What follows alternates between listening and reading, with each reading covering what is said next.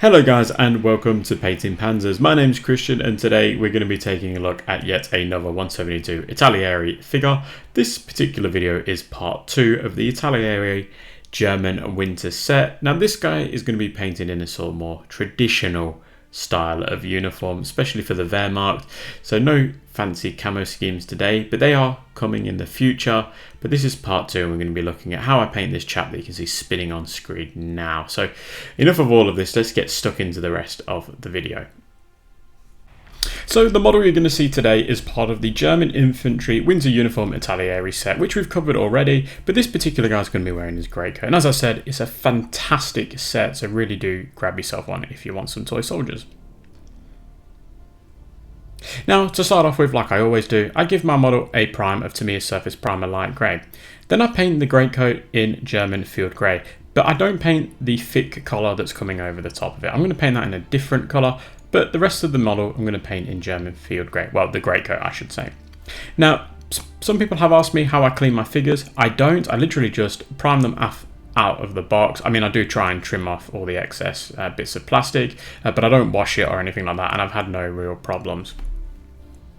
Now for any of the green metal items, so that's the mess tin, the gas mask canister, potentially like an ammo box or the spare MG barrels, tubes, then you can paint that in that US dark green that we've just seen, but yeah, it's up to you.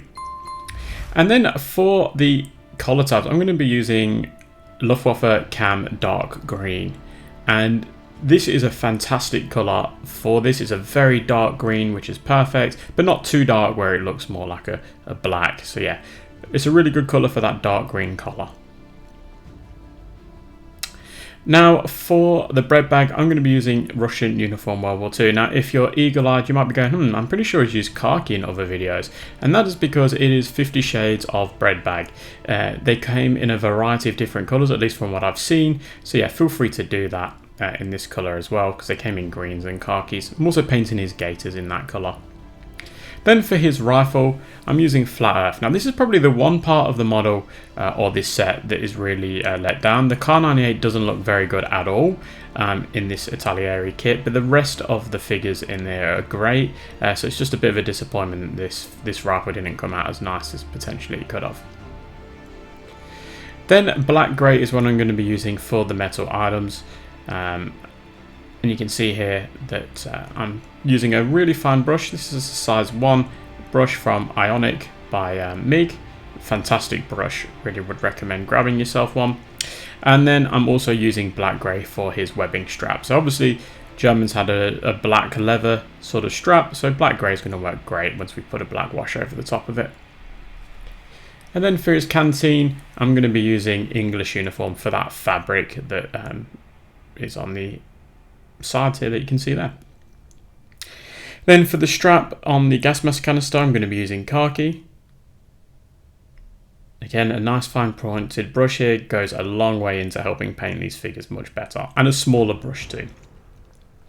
Now I'm going to give him winter trousers. You can barely see them, they're only just coming out from the bottom there, but that's okay. I'm going to be using white grey for that one. You can put a base coat of deck tan, but there's very little surface area, so I'm going to go just with white grey. And then black for his boots. I'm going to be using burnt umber for the sheath of his bayonet. Oh, at least that's what I think that is. I'm pretty sure that's what that is, but it's hard to tell because there's no real detail. It's just a sort of tube coming down. And then no oil and Lafmir medium at a 1:1 ratio from Warhammer. Making sure that you get that mixture pretty good. You can do a little bit more of the no oil than the medium, and once you mix those two together, you're going to get a lovely wash that's not going to be too dark. Now, for the first layer and only layer, I'm going to be using German Field Grey and German Camo Beige World War II. And what I'm doing here is I'm pretty much repainting the whole of the uniform again, except leaving that original washed base colour in the recesses. So all of the creases, I'm going to leave that original colour in, and the rest of the figure's going to get a paint. I like to do this method just because it's so quick, it's easy, you don't have to worry about doing highlights and such afterwards, and it still looks really good on the tabletop, and it means you can get figures out really quickly. Using that same colour, I'm going to dry brush his helmet as well. I find that this works nicely for making the helmet look nice and worn on on certain parts. And then using that Luftwaffe green again, I'm just going to come through and repaint that colour and just leaving a little bit that darker colour in perhaps the creases. And going over those white trousers again in white grey, you can already see that this figure is already starting to come together really nicely, and that's only just with one layer on everything. Now for those Russian uniform World War II areas, I'm going to add some German camo beige World War II at a 1:1 ratio and do the exact same thing. So you can see I'm picking out all those details on that bread bag, and you can see that bread bag's already coming to life, looking really good. Obviously you can be a bit more subtle with these if you want a bit more of a realistic look, but 1/72 scale figures can be a bit tricky to get looking super realistic, so you can make them look a little bit more cartoony if you have to. Then US dark green and German camo beige World War II at a 1:1 ratio for all of those green areas. So you can see the gas mask and the mess tin is what I'm giving a go of that on.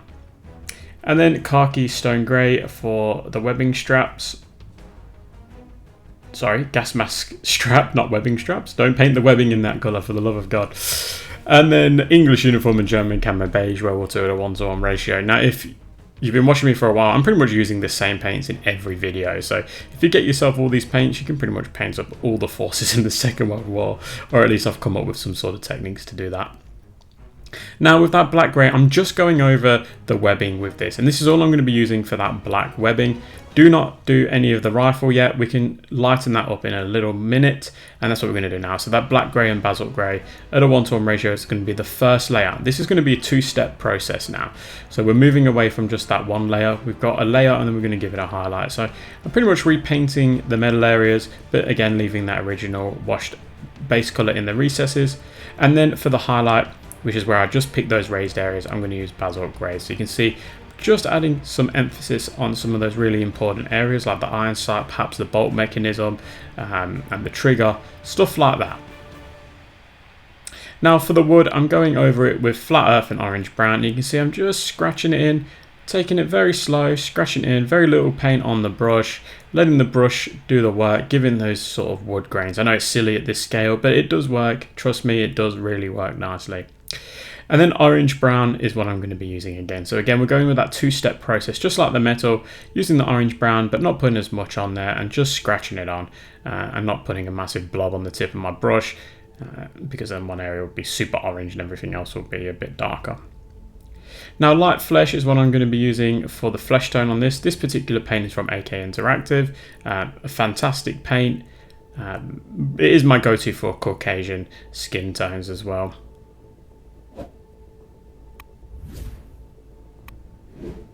Then for that flesh wash, I'm going to be using Flesh Wash from Vallejo.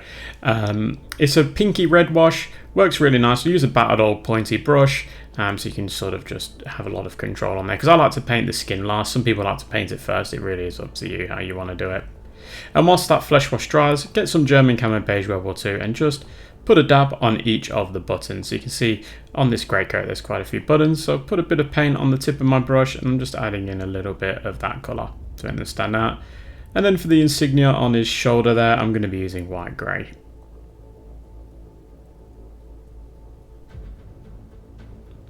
Okay, now with the light flesh from AK Interactive, you're going to be painting his cheeks and chin, connecting them two together, but not painting the eye socket or between the cheeks and the nose. Put a line on the nose, and then give each finger and the hand and the thumb a go as well. And then using that same paint, add in some highlight flesh around a 1:1 ratio, and then just adding a little bit of it just below the eye socket and the cheek, on the chin, on the nose. But just a little bit, just on where the neck meets the uniform, and then just a little bit where the knuckles would be, on each finger, a little bit on the thumb, and then you'll be laughing. And then there we go, we've got our Winter Heer German in his greatcoat. Took all of less than an hour, minus drying times, very quick process, and you get a fantastic looking figure. So all in all, it's been an awesome figure to paint. Really bummed about that Car 98, but everything else came out really nicely. Plenty of details in that greatcoat too. So let me know in the comment section how you found it and if you've enjoyed this video. Are you going to be picking up the Italeri Winter set? As I said, this is the second video. There's some fantastic videos to come as well. I think we've got 2 more on the series. So yeah, strap yourselves in. It's going to be a fun ride. Now I must say a huge thank you to my YouTube channel members as well as my Patreons.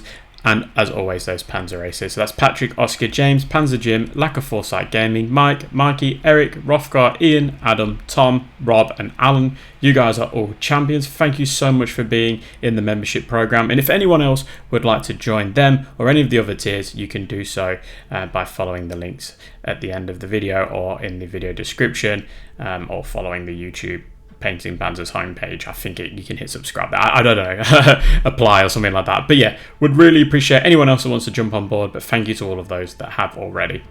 Alright guys, I'm going to leave it here. Don't forget to leave me a comment below, and until then, I will catch you at the next one.